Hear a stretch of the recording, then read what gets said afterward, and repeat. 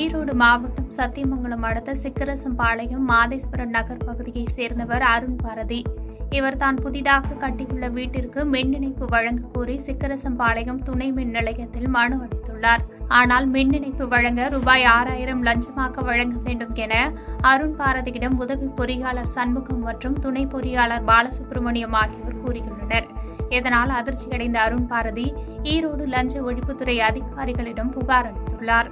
புகாரின் அடிப்படையில் லஞ்ச ஒழிப்புத்துறை அதிகாரிகள் அருண் பாரதியிடம் ரசாயனம் தடவிய பணத்தை கொடுத்து லஞ்சம் கேட்டவர்களிடம் கொடுக்குமாறு தெரிவித்துள்ளனர். இதனையடுத்து அருண் பாரதி அந்த ரசாயனம் தடவிய பணத்தை உதவி மின் பொறியாளர் சண்முகம் மற்றும் துணை மின் பொறியாளர் பாலசுப்ரமணியம் ஆகியோரிடம் கொடுக்கும் பொழுது அவர்கள் இருவரும் கையும் களவுமாக பிடிபட்டனர். இதனையடுத்து அவர்கள் இருவரையும் கைது செய்து விசாரணை மேற்கொண்டு வருகின்றனர்.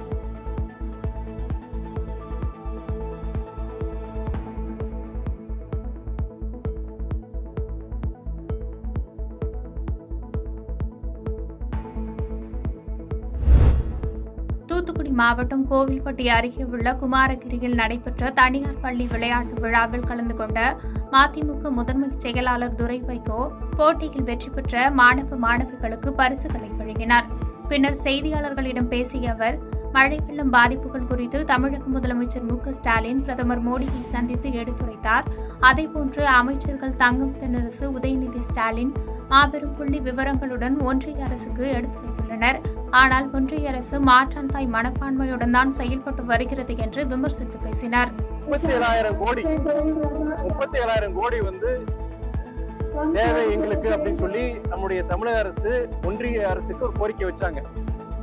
அதாவது மக்களுக்கு கொடுக்க வேண்டிய நிவாரணம், அது மட்டும் இல்லாம அரசாங்க சார்பா நாங்க சரி செய்ய வேண்டிய சாலைகள், பாலங்கள், நீர்த்தேக்கங்கள், இதுக்கு எல்லாத்துக்கும் எங்களுக்கு ஒரு 37,000 கோடி வேணும்னு சொல்லியிருக்கிறாங்க. ஆனால் ஒன்றிய அரசு இதுவரைக்கு ₹1 கொடுக்கல. நான் பல இடங்கள்ல சொல்லியிருக்கிறேன். அதாவது அவங்க 450 கோடி கொடுத்தோம், இதுக்கு முன்னாடி 450 கோடி கொடுத்தோம் அப்படின்னு சொல்லியிருக்கிறாங்க. மாநில பேரிடர் நிதி பொறுத்த வரைக்கும் 1200 கோடி. அந்த 1200 கோடி பொறுத்த வரைக்கும் இந்த வெள்ளம் பாதிப்பு இருக்கோ இல்லையோ கொடுத்துதான் ஆகணும். சென்னை ராயபுரத்தில் உள்ள மத்திய ஆயுஷ் அமைச்சகத்தின் கீழ் இயங்கும் வட்டார யுனானி மருத்துவ ஆராய்ச்சி நிறுவனத்தில் புதிய மருந்தக கட்டிட பிரிவு மற்றும் யுனானி சிறப்பு சிகிச்சை முறை பிரிவு கட்டிட திறப்பு விழா நடைபெற்றது. இந்த நிகழ்ச்சியில் மத்திய யுனானி ஆராய்ச்சி கழகத்தின் பொது இயக்குநர் டாக்டர் நூ ஜாகிர் அஹ்மத் அவர்கள் கலந்து கொண்டு வரவேற்புரையாற்றினார். இதில் மத்திய ஆயுஷ் அமைச்சகத்தின் இணையமைச்சர் திரு டாக்டர் முன்ஜிப்ரா மகேந்திராபாய் காலுபாய் கலந்து கொண்டு நிகழ்ச்சியை திறந்து வைத்தார். இந்த நிகழ்ச்சியில் சிறப்பு விருந்தினர்களாக வடசென்னை நாடாளுமன்ற உறுப்பினர் டாக்டர் கலாநிதி வீராசாமி, ராயபுரம் சட்டமன்ற உறுப்பினர் திரு ஐட்ரி மூர்த்தி மற்றும் மருத்துவ மற்றும் மக்கள் நல்வாழ்வுத்துறை செயலாளர் திரு ககன்தீப் சிங் பேடி ஆகியோர் கலந்து கொண்டனர். ஆயுஷ் மந்திரி அவர்கள் இன்னைக்கு வந்திருக்கிறாங்க. காலையிலே அதே மாதிரி ஒரு இன்டர்நேஷனல் ஹெல்த், அதாவது ஆயுஷ் கான்ஃபரன்ஸ் ஸ்டேட்டோடைய ஆனரபிள் ஸ்டேட் மினிஸ்டரோடைய அங்கே பள்ளிக்கரணியில் கலந்து கொண்டாங்க. இப்போ ஆனரபிள் எம்பி எம்எல்ஏடைய பார்க்கும்போது இதோட ஆயுஷ் சிகிச்சைக்காக, அதாவது யுனானி முறையில் இருக்கக்கூடிய சிகிச்சைக்காக இது கவர்மெண்ட் ஆஃப் இந்தியாவுடைய இது ஒரு நவீன் ஹாஸ்பிட்டல் இங்கே இன்னைக்கு திறந்து வைத்திருக்கிறார்கள். தூத்துக்குடி மாவட்டத்தில் கனமழை வெள்ளத்தால் ரயில் தண்டவாளங்கள் கடுமையாக பழுதடைந்ததால் கடந்த டிசம்பர் மாதம் 17ஆம் தேதி முதல் திருச்செந்தூரில் இருந்து இயக்கப்பட்ட ரயில்கள் அனைத்தும் நிறுத்தப்பட்டது. இதனையடுத்து பழுதடைந்த தண்டவாளங்களை சரி செய்யும் பணி தீவிரமாக நடைபெற்றது. இந்த நிலையில் திருநெல்வேலியிலிருந்து திருச்செந்தூருக்கு இன்று மின்சார ரயில் இன்ஜின் சோதனை ஓட்டம் நடைபெற்றது. சோதனை ஓட்டம் நிறைவு பெற்றதை அடுத்து இரவு திருச்செந்தூரில் இருந்து செந்தூர் எக்ஸ்பிரஸ் ரயில் இயக்கப்பட்டது. மேலும் இனி வழக்கம் போன்று அனைத்து ரயில்களும் இயக்கப்படும் என தென்னக ரயில்வே தெரிவித்துள்ளது. நீலகிரி மாவட்டம் கூடலூர் அருகே உள்ள பந்தலூர் மேங்கோ ரேஞ்ச் எஸ்டேட்டில் பணிபுரியவர் ஜார்க்கண்ட் மாநிலத்தை சேர்ந்த சிவசங்கர் கர்வா. இவரது 3 வயதான மகள் நான்சி அப்பகுதியில் உள்ள பால்வடியில் தன் தாயுடன் வீட்டுக்கு செல்லும் பொழுது காட்டுப்பகுதியில் இருந்து வெளியே வந்த சிறுத்தை குழந்தை நான்சியை தூக்கி சென்றது.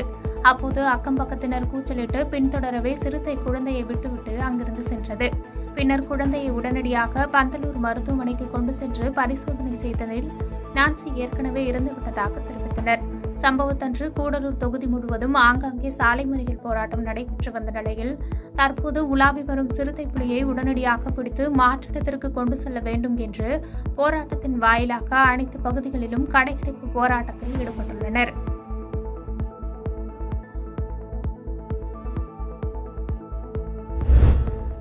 கிருஷ்ணகிரி மாவட்டம் ஓசூர் அடுத்த பாகலூர் சாலை எழுவப்பள்ளி கிராமத்தில் வசித்து வருபவர் கோபாலப்பா மகன் முனிராஜ். இவர் வீடுகள் தோறும் பால் விநியோகித்து பால் வியாபாரம் செய்து வந்துள்ளார். இந்த நிலையில் வேலை காரணமாக பாகலூர் சென்ற முனிராஜை எழுவப்பள்ளிக்கு அருகே இருசக்கர வாகனத்தில் வந்தபோது மர்ம நபர்கள் சரமாரியாக வெட்டி படுகொலை செய்துவிட்டு தப்பி சென்றுள்ளனர்.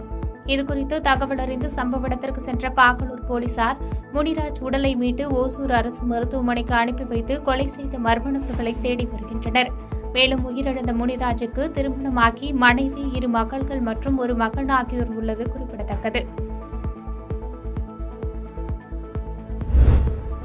தூத்துக்குடி மாவட்டம் சாத்தான்குளத்தை சேர்ந்த ஓய்வு பெற்ற பேராசிரியர் ராமச்சந்திரன் என்பவரின் குடும்ப வளைகாப்பு நிகழ்ச்சி கடந்த டிசம்பர் மாதம் 17ஆம் தேதி சாத்தான்குளத்தில் உள்ள தனியார் திருமண மண்டபத்தில் நடைபெற்றது.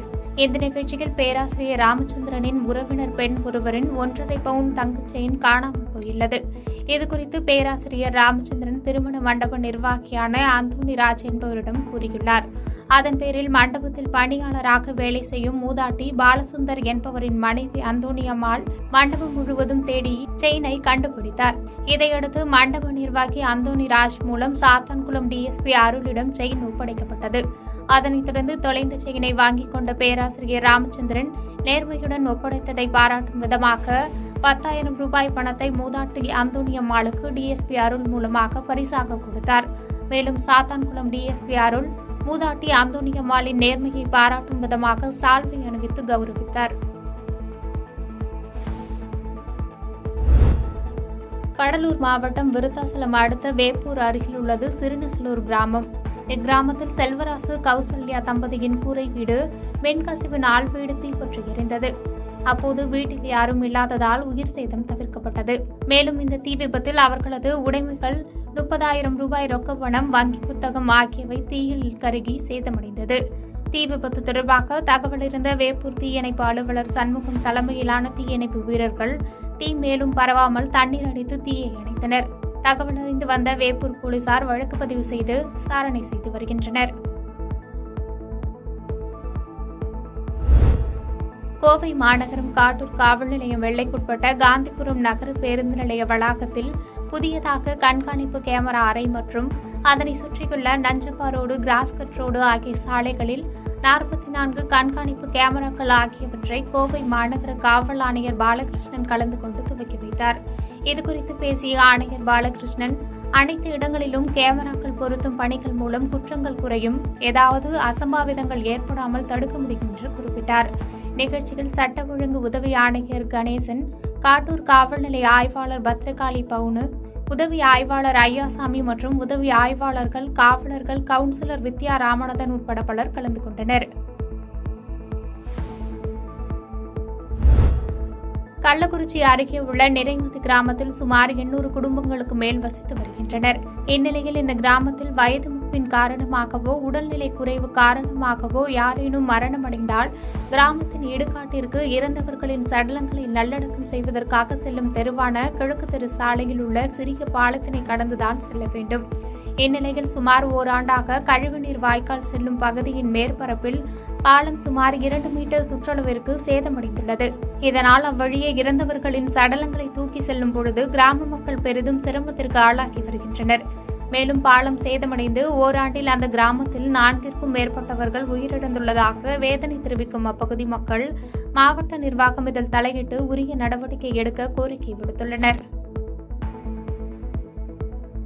பாதகம் செய்பவரை கண்டால் நாம் பயங்கொள்ளலாகாது பாப்பா, மோதி மிதித்து விடு பாப்பா, அவர் முகத்தில் உமிழ்ந்து விடு பாப்பா.